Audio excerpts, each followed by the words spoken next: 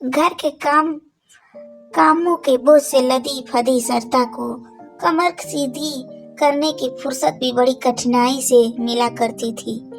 आमदनी बढ़ाने के लिए शेखर भी ओवर टाइम करता था। अपनी जरूरतें कम करके भविष्य के लिए रुपए जमा करता। सरता भी घर का सारा काम अपने हाथों से करके सीमित बजट से गुजारा करती थी। सेवानिवृत्त होते ही समय जैसे थम गया, सब कुछ शांत हो गया। पति पत्नी की भागदौड़ समाप्त हो गई। शेखर ने बचत के रुपए से मनपसंद कोठी बना ली। हरे भरे पेड़ पौधों से सजे धजे लॉन में बैठने का उसका सपना अब जाकर पूरा हुआ था। बेटा पारस की इंजीनियरिंग की शिक्षा, फिर उसका विवाह, सभी कुछ शेखर की नौकरी में रहते ही हो गया चुका था। पारस अब नैनीताल में पोस्टेड है। बेटी प्रियंका पति व बच्चों के साथ चेन्नई में रह रही थी। दामाद फैक्ट्री का मालिक था। शेखर ने अपनी कोठी का आधा हिस्सा किराए पर उठा दिया था। किराए की आमदनी, पेंशन व बैंक में जमा रकम के ब्याज से पति पत्नी का गुजारा आराम से चल रहा था। घर में सुख सुविधा के सारे साधन उपलब्ध थे। सरता पूरे दिन टेलीविजन देखती, आराम करती या ब्यूटी पार्लर जाकर चेहरे की झुर्रियां मिटवाने को फेशियल कराती। शेखर हंसते, तुम्हारे ऊपर बुढ़ापे में निखार आ गया है, पहले से अधिक खूबसूरत लगने लगी हो। शेखर व सरदा सर्दी के मौसम में प्रियंका के घर चेन्नई चले जाते और गर्मी का मौसम में जाकर पारस के घर नैनीताल गुजारते। पुत्री दामाद बेटा बहू सभी उनके सम्मान में झुके रहते। दामाद कहता, आप मेरे माँ बाप के समान हैं, जैसे वे लोग वैसे आप दोनों। बुजुर्ग की सेवा नसीब वालों को ही मिला करती है। शेखर सरता अपने दामाद की बातें सुनकर गदगद हो उठते। दामाद उन्हें अपनी गाड़ी में बैठाकर चेन्नई के दर्शनीय स्थलों पर घुमाता, बढ़िया भोजन खिलाता। नौकरानी रात को दूध का गिलास दे जाती। सेवा करने में बहू बेटा भी कम नहीं थे। बहू अपने सास ससुर को बिस्तर पर ही भोजन की थाली ला कर देती और धुले कपड़े पहनने को मिलते। बहू बेटों की बुराइयां करने वाली औरतों पर सैता व्यंग कसती कि तुम्हारे ही अंदर कमी होगी, कि तुम लोग बहू को सताती होगी। मेरी बहू को देखो, मैंने उसे बेटी मानती हूँ, तभी तो वह मुझे सुख आराम देती है। शेखर भी दामाद की प्रशंसा करते न अगाते। सोचते पता नहीं क्यों लोग दामाद की बुराई करते और उसे यमराज कहकर उसकी सूरत से भी भय खाते। एक दिन प्रियंका का फोन आया। उसकी आवाज में घबराहट थी। माँ, गजब हो गया हमारे घर में। फैक्ट्री में सभी जगह आयकर वालों का छापा पड़ गया है और वे हमारे जेवर तक निकाल कर ले गए।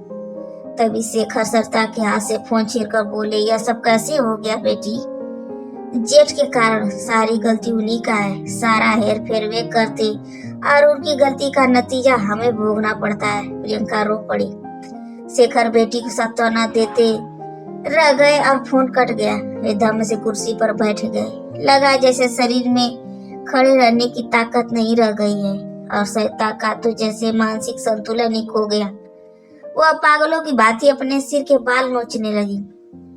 शेखर अपने आप को संभाला, सरता को पानी पिलाकर धैर्य बंधाया और तो आते ही रहते हैं, सब ठीक हो जाएगा। एक दिन बेटी दामाद उनके घर आ पहुंचे। संकोच छोड़कर प्रियंका अपनी परेशानी बयान करने लगी। पापा, हम लोग जेठ जेठानी से अलग हो रहे हैं। इन्हें नए सिरे से काम जमाना पड़ेगा। कोठी छोड़कर किराए के मकान में रहना पड़ेगा। काम शुरू करने के लिए लाखों रुपए चाहिए। हमें आपकी मदद की सख्त जरूरत है। दामाद हाथ जोड़कर सास ससुर से विनती करने लगा। पापा, आप लोगों का ही मुझे सहारा है। आपकी मदद न मिली तो मैं बेरोजगार हो जाऊंगा। बच्चों की पढ़ाई रुक जाएगी। शेखर व सरिता अपनी बेटी व दामाद को गरीबी की हालत में कैसे देख सकते थे। दोनों सोच विचार करने बैठ गए। फैसला यह लिया कि बेटी दामाद की सहायता करने में हर्ज ही क्या।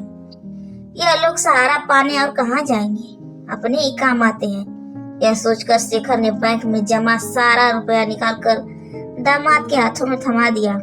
दामाद ने उनके पैरों पर गिरकर कृतज्ञता जाहिर की और कहा कि वह इस रकम को साल भर के अंदर ही वापस लौटा देगा। शेखर सरिता को रकम देने का कोई मतलब मलाल नहीं था। उन्हें भरोसा था कि दामाद उनकी रकम को लेकर जाएगा कहाँ, कर आया है तो लौटाएगा अवश्य। फिर उनके पास जो कुछ भी है बच्चों के लिए ही तो है। बच्चों की सहायता करना उनका फर्ज है। दामाद उन्हें माँ बाप के समान मानता है तो उन्हें भी बेटे के समान मानना चाहिए। अपना फर्ज पूरा करके दंपति राहत का आभास कर रहे थे। बेटे पारस का फोन आया तो माँ ने उससे सभी कुछ स्पष्ट रूप से बता दिया। तीसरे दिन ही बेटा बहू दोनों आकस्मिक रूप से दिल्ली आ धमके। उन्हें इस तरह आया देखकर शेखर व सरिता प्रभ रह गए। बेटा सब ठीक है ना? शेखर उनके इस तरह अचानक आने का कारण जानने के लिए उतावले हुए जा रहे थे। सब ठीक होता तो हम यहाँ आने की जरूरत ही क्या थी? तनावग्रस्त चेहरे से पारस ने जवाब दिया। बहू ने बात को स्पष्ट करते हुए कहा, आप लोगों ने अपने खून पसीने की कमाई दामाद को दे डाली। यह भी नहीं सोचा कि रुपयों पर आपके बेटे का भी हक बनता है। बहू की बातें सुनकर शेखर अक्के बक्के रह गए। वह स्वयं को संयत करके बोले, उन लोगों को रुपए की सख्त जरूरत थी। फिर उन्होंने रुपया उधार ही तो लिया है, ब्याज सहित चुका देंगे। आपने रुपए उधार दिए हैं, इसका कोई सबूत है आपके पास? आपने उनके साथ कानूनी लिखा पढ़ी करा ली है?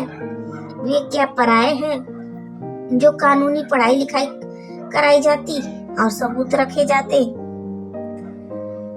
पापा आप भूल रहे हैं कि रुपया किसी भी इंसान का ईमान डिगा सकता है। मेरा दामाद ऐसा इंसान नहीं है।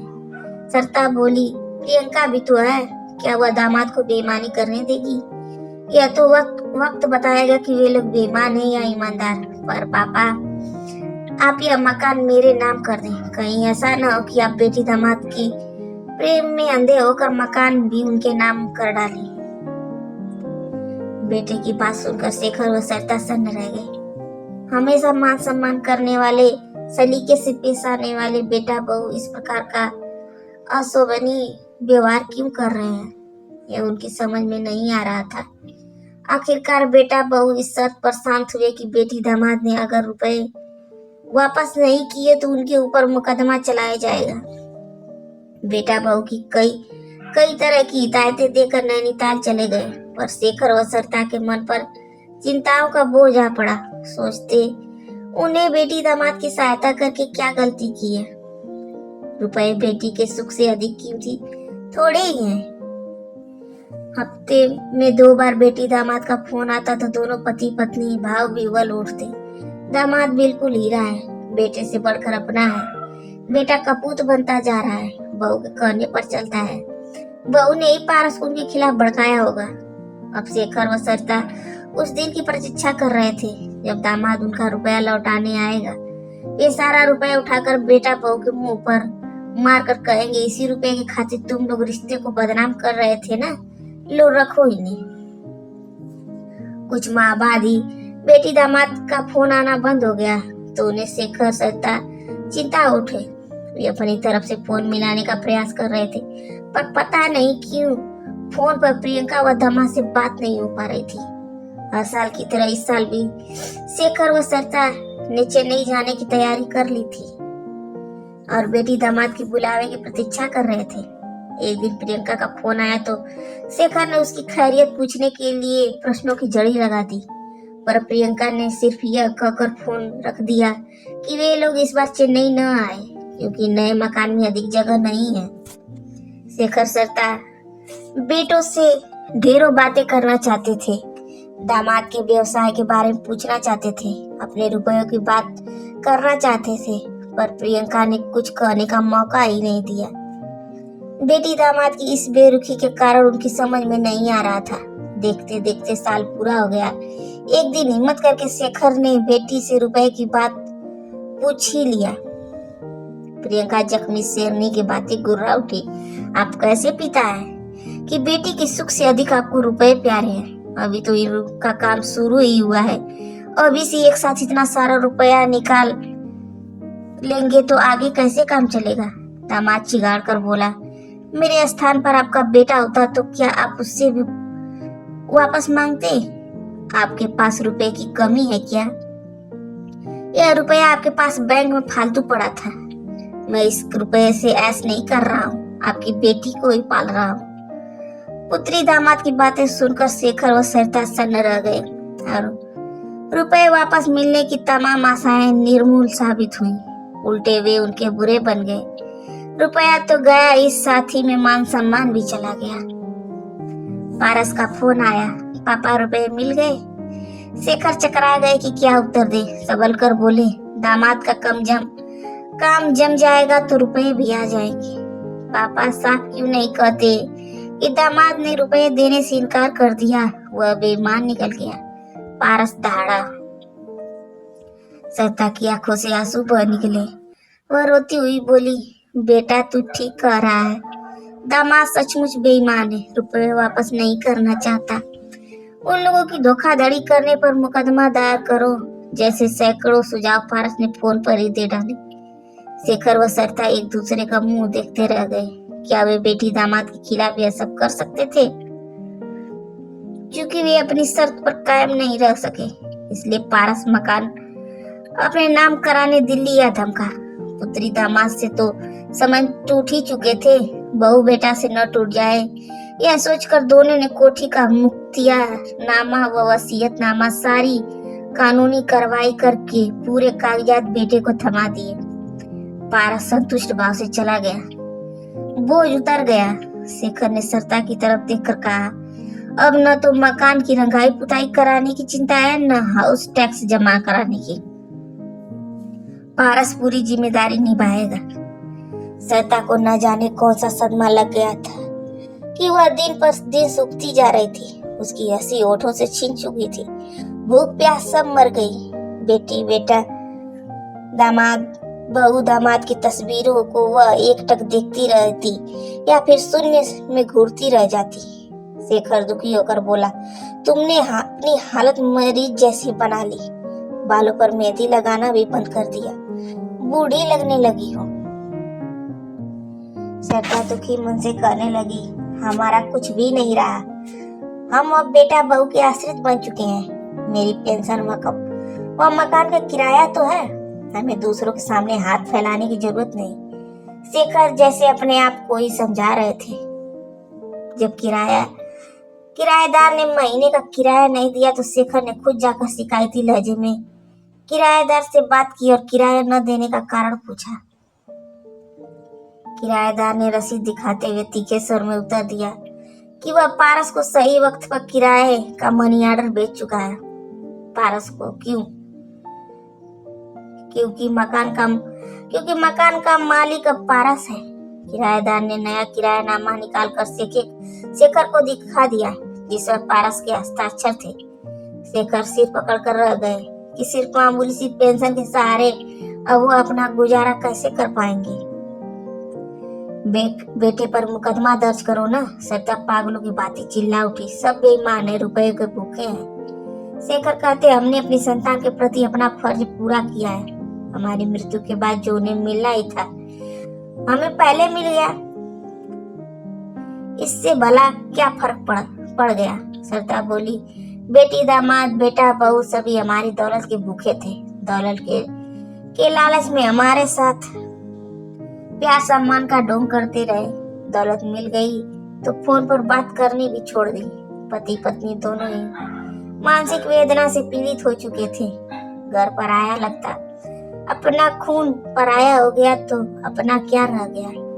एक दिन शेखर अलमारी में पड़ी पुरानी पुस्तकों में से होम्योपैथिक चिकित्सा की पुस्तक तलाश कर रहे थे कि अचानक उनकी निगाहों के सामने पुस्तकों के बीच में दबा बैग आ गया। उनकी आंखें चमक उठी। बैग के अंदर उन्होंने सालों पहले इंदिरा विकास पत्र व किसान विकास पोस्ट ऑफिस से खरीद कर रखे हुए थे, जिसका पता न बेटा बेटी को न था न सरिता को, यहाँ तक कि खुद भी उन्हें याद नहीं रहा। मुसीबत में यह 90,000 की रकम उन्हें रुपए की रकम उन्हें 90 लाख के बराबर लग रही थी। उनके अंदर उत्साह उमड़ गया, जैसे फिर से युवा हो उठे। हफ्ते भर के अंदर उन्होंने लान में एक कोने में टीन सेट डलवा कर एक प्रिंटिंग प्रेस लगवा ली।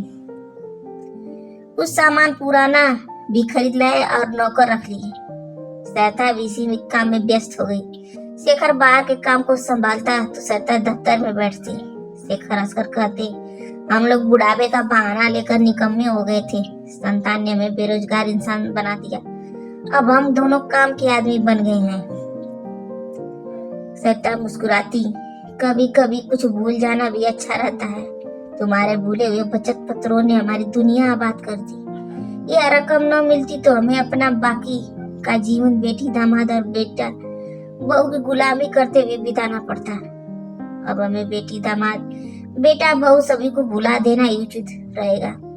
हम उन्हें इस बात का एहसास दिला देंगे कि उनकी सहायता लिए बगैर भी हम जी सकते हैं और अपनी मेहनत की रोटी खा सकते हैं। हमें उनके सामने हाथ फैलाने की कभी जरूरत नहीं पड़ेगी। सरिता व शेखर के चेहरे आत्मविश्वास से चमक रहे थे, जैसे उनका खोया सुकून फिर से वापस लौट आया।